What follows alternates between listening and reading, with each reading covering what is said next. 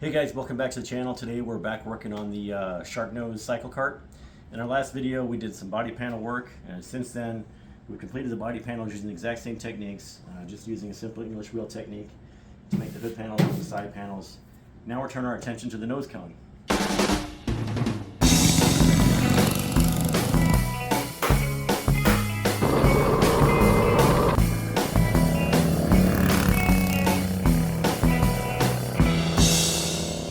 So the nose of this car is kind of the iconic part of the whole build, so I'm trying to get this really correct as best I can. So I turned my attention to drawing this on a computer, and I converted that file to a CAD program, and then we cut it with some foam at my office. We have a CNC foam cutting machine. So this is the back panel, this is the center panel, it creates the entire shape, and this is the third panel that you would put in the center. So these three together helped me make a plywood template. That is what I used here. That's your back panel, your center, plywood, and then the one that is the entire shape. So that got me to this point. So I glued some foam on here, and we've been sanding with some anti-grip paper. Got the shape just about right. The next phase will be to get this coated, and I'm probably gonna use some drywall mud. Somebody on the internet said using drywall mud, smooth this all out. I'll take all these lines away. We can sand it nice and smooth. And once you put the epoxy on there, they say, and we'll find out if it's true, they say you soak it in water, the drywall mud will emulsify and release the epoxy from the mold. So I'm putting all my eggs in that basket, so we'll see how this goes. Okay, so I've got my work area set up with some plastic on my table. Got my drywall mud here. This is just some all-purpose drywall mud. Got some flexible applicators, so we get to spread this thing out.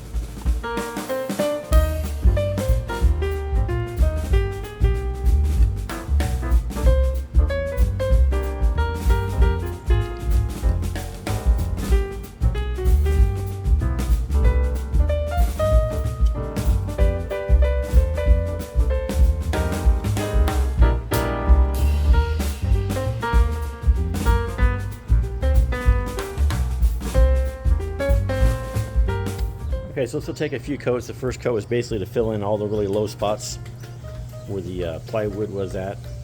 We'll take this, once it sets up, I'll give it a rough sand just to knock down the high spots. And we'll coat it one, maybe two more times to make this as smooth as we can make it. Less work for you to do later. Okay, so now we let this thing dry. So Steven made up on his computer a little template to make these little pieces for the steering wheel. And we're going to offer those with the plans once we get those ready for Etsy. But for right now, we got our steering wheel blank that we got from Renegade CycleKarts.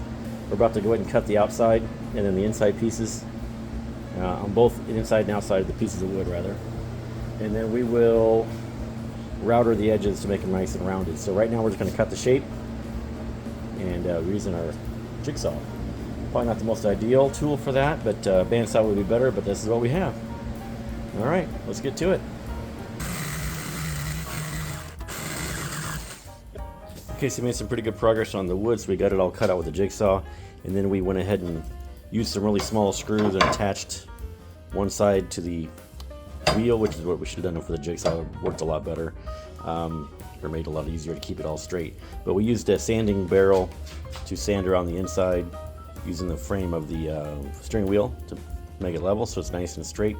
And then I used a 80 grit sandpaper on my sanding machine to do the outside area, just kind of going around smoothly to get it all straight and trying to get it level with the frame, the steering wheel frame, so that when we use a router on it, we'll get a nice straight cut.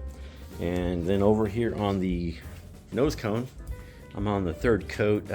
Almost got it down to where I want it shape-wise. Little low spots here and there we get filled in, because whatever this looks like is what your part should look like or will look like. So the smoother this is, the better. So take your time. It does kind of dent easily with this drywall mud. It's not super strong, so you got to be careful with that.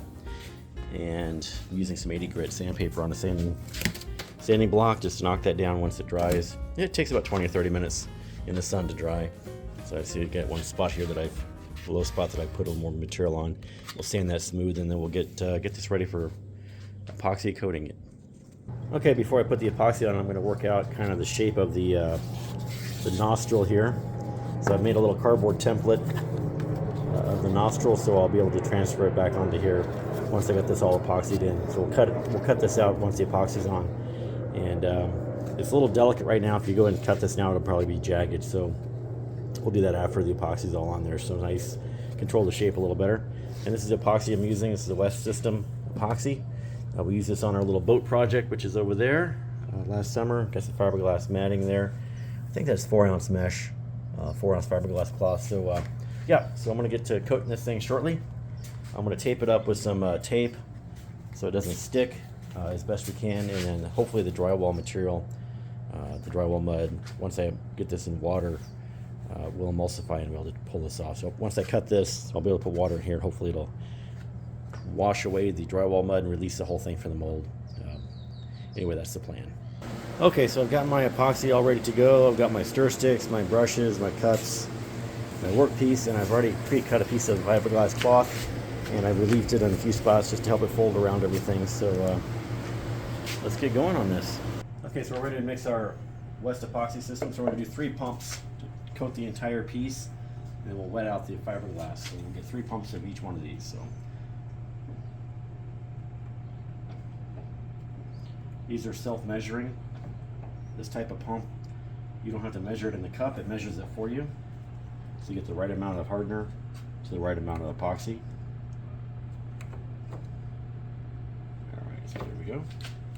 Grab my stir stick. Might need more than this to cover the whole thing, but we'll start with this.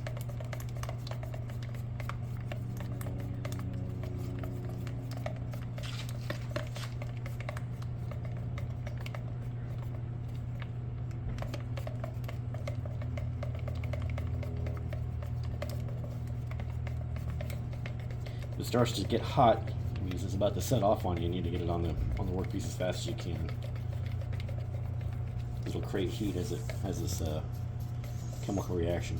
I'm not sure exactly how long to stir it. Just make sure it's fully mixed and you'll be good to go.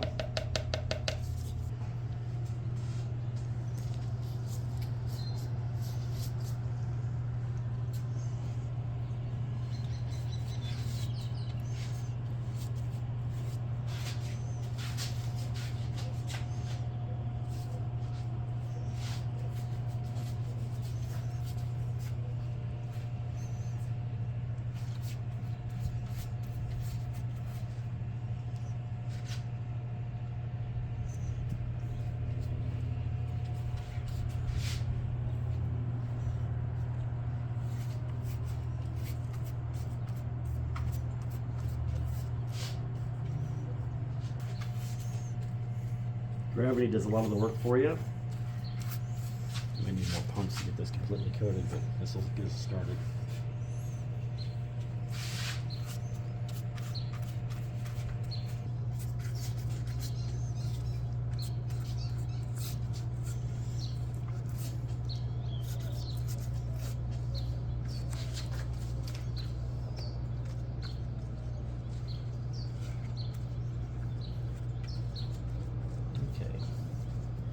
Workpiece completely coated. We're going to lay our fiberglass mesh in it and wet it out, which just means it just brings this material up through the top of the mesh.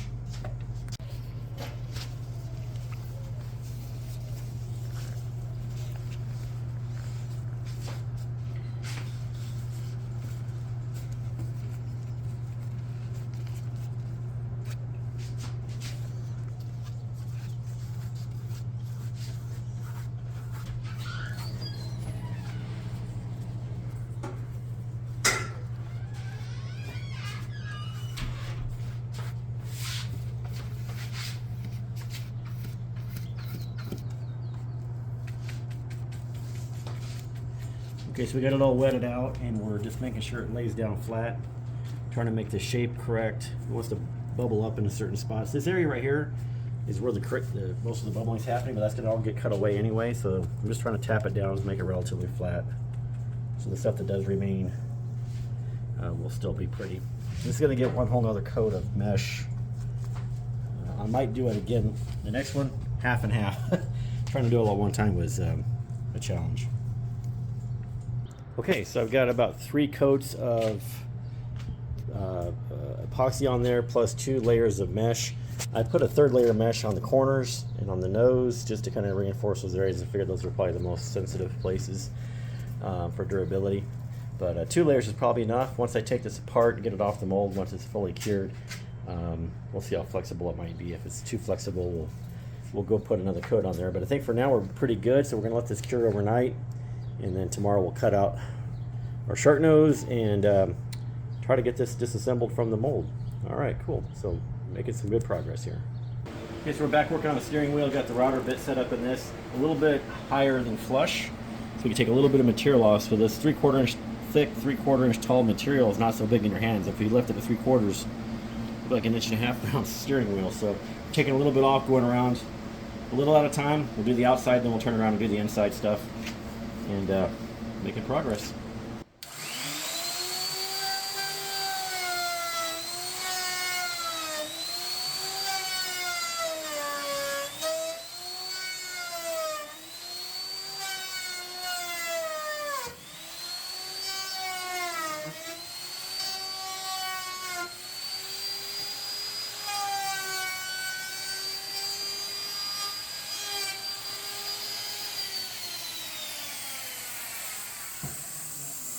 Gotta move this over a little bit. I couldn't quite get far enough over on this side. Go back and finish that off real quick. Okay, so it's all cured out, and I've already had marked off previously. You can still see the mark through the fiberglass and epoxy, and I used my little jigsaw to cut that out, and then pried it up and popped those 2 pieces out. So that little bit of drywall mud that's in there should release pretty easy. I'm going to go ahead and put some water to this and try to get some water into here to hopefully that'll, I'm not sure how this is going to work exactly. You're learning right along with me, so hopefully this will work. Anyway, I think that looks pretty cool. It's definitely got a Sharknose look about it. So all this little bumpiness with the, this will be all taken away. We put a little body filler on there and smooth it all down. So anyway, all part of the process, and making some pretty good progress here. The steering wheel, got the router to it. It turned out really nice. Gonna have a little bit of sanding to make it perfect, because the router is really tough to work on this, especially when you got these pieces in the way. And we're not professional woodworkers, so this is a CycleKart, guys. Doesn't have to be perfect. So we'll get this smoothed out and get that attached to the steering wheel, and hopefully in time for Huntsville. If not, I've got a little go-kart style one that'll work. But making some good progress here.